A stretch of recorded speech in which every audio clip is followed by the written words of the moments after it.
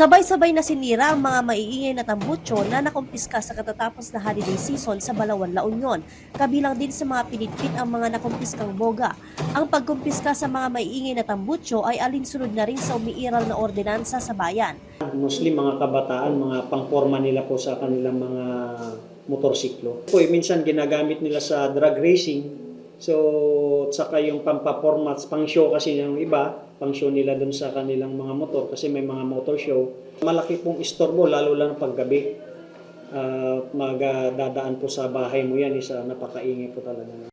Mismong mga lokal na rin ang nagsusumbong sa pulisya kaugnay sa mga maiingay na motorista sa kalsada. Ang maiingay na tambutso nagiging istorbo rin kasi sa sanay mahimbing na tulog o pagpapahinga ng mga residente. Motorsiklo ang gamit ni Jan sa pagpasok sa klase.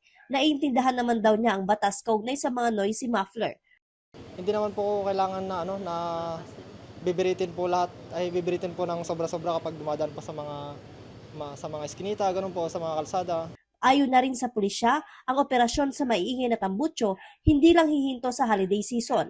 Magtutuloy-tuloy pa rin ito. Tuloy-tuloy po na pag-campaign natin against sa mga ganyang maiingay na tambutso. As makita na previously, before New Year, saka one activities or holidays natin, nakakakuha na rin po tayo ng mga ganyang mga tambutso. So, hindi lang po itong holiday season ng New Year.